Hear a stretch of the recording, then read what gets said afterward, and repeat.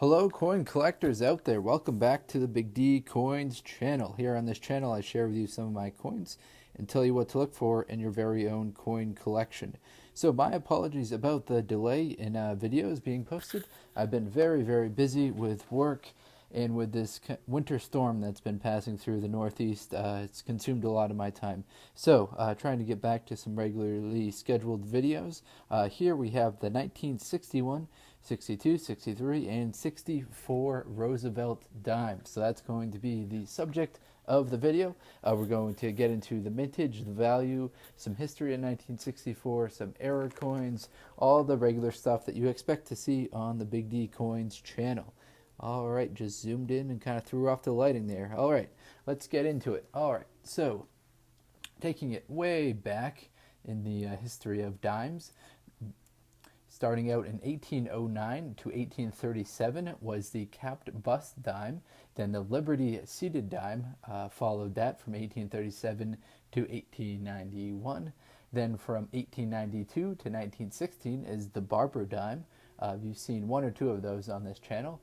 Then from 1916 to 1945 was the Mercury dime. You've seen a few of those on this channel as well. And then from 1946 till today's date was the old Roosevelt dime. That's what you're looking at right here. Now from 46 to 64, the coins had 90% silver in them.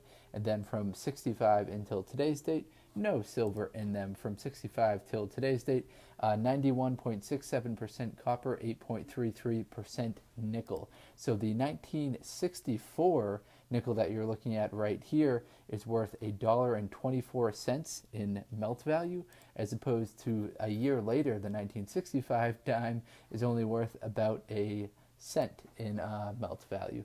So that's what happens when you take the silver out of the coin. So it's 90% silver, the coins that you're looking at right here. The remaining 10% is copper. So let's take a look at these one by one. And next thing I'll do is kind of give you some history. Let's run down a brief history.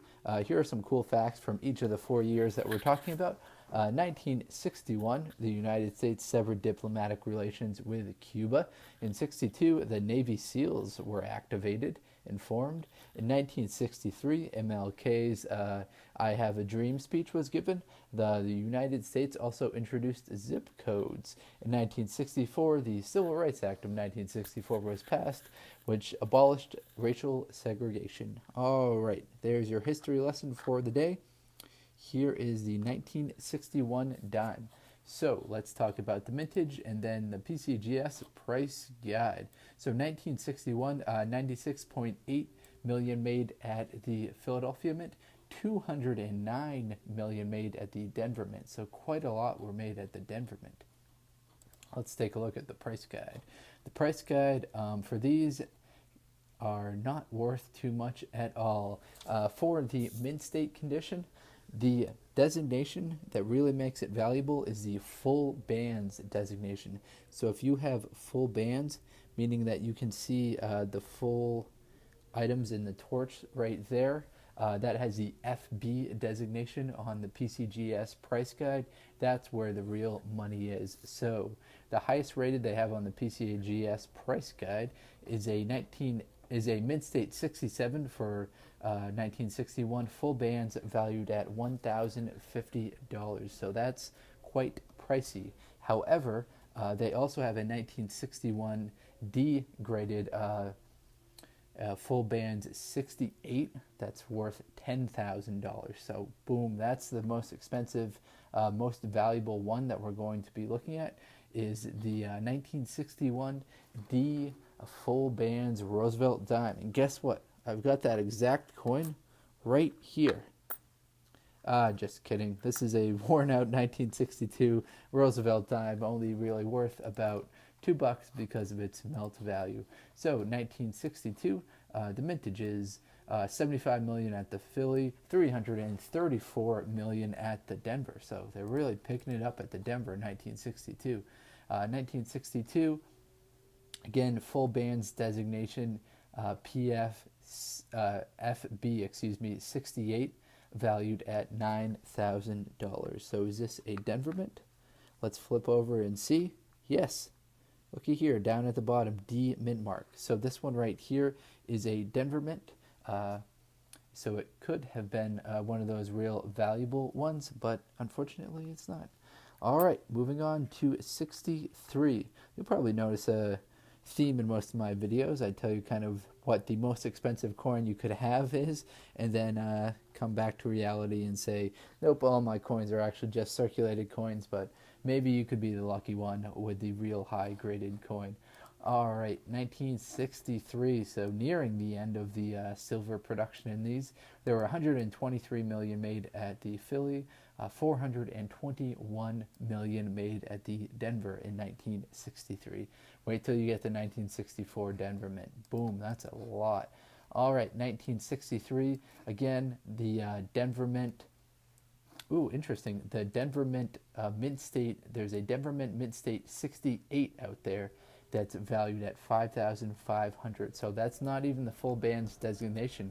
That's just a mint state 68. I'm pretty sure the FB is for full bands. If it's not, please correct me. Leave a comment and let me know. I'm just a slightly above a amateur at coin collecting, so I can use all the advice that I can get. All right, so this is the Denver mint mark on the back. All right, the last time the Roosevelt dime ever had silver in it, this one right here, 1964. Mine's got some interesting color and texture to the obverse of the coin, but I don't think that will increase its value much. Definitely post-mint damage you see here.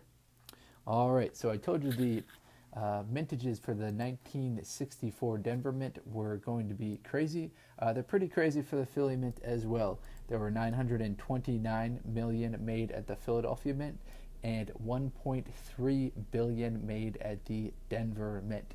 You heard that correctly, people. 1.3 billion of these were made in 1964 at the Denver mint.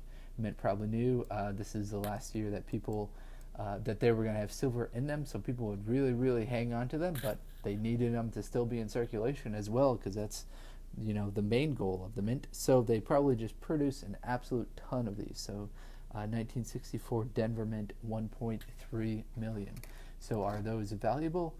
Certainly less valuable than some of the other ones that we're looking at, just because of their high mintages. So a mint state 68 is worth $1,350 for 1964D, and a FB 68 is worth $5,200. So definitely not as much there, because they took the silver out of these coins, which really dropped the value of these coins. All right, so next step in the process that I wanted to hit on today was the errors in varieties. So let's take a look. What I noticed most when looking for the 1961 to 1964D and P mint marks, as well as the proof coins, I guess there were some in 64, is that there were an absolute ton of errors known for the 1964 dime. So I'm looking at the Cherry Picker's Guide, the 5th edition. The Cherry Picker's Guide is a book that talks about the rare die varieties of the United States coins, and there are actually 12 instances of 1964 coins that are recorded here as error coins. So you've got error coins with the proof coin, with the Philadelphia mint, with the Denver mint. 1964 at the Denver mint, there are a lot of repunched mint mark errors. Let me count them real quick. So 1964D, 1, 2, 3, 4, 5, 6. 1964 Denver mint repunched mint mark. So there are quite a lot. Definitely, if you think you've got a kind of a messed up mint mark, check out the pictures online of the 1964D repunched mint mark. They must have been repunching a bunch of times, just based on the fact that they had 1.3 million made. So they were probably repunching them like crazy. All right, so let's start to wrap it up. We looked at the 1964 in reverse chronological order. 1963 Oops, that's the 1962. This is the 1963, and this is the 1961. So we got a good spread. We talked about 4 different years. Hopefully this was informative for you. You guys enjoyed my commentary. Sorry about the lack of videos the past couple of days. Been really busy, just stressed out with work being busy and with this storm. I've had to do a lot related to the storm. All right, so if you enjoyed the video, please like, comment, subscribe. Check out some of the other videos on my channel. Take care, everyone. Have a great day. Best of luck coin collecting, and enjoy.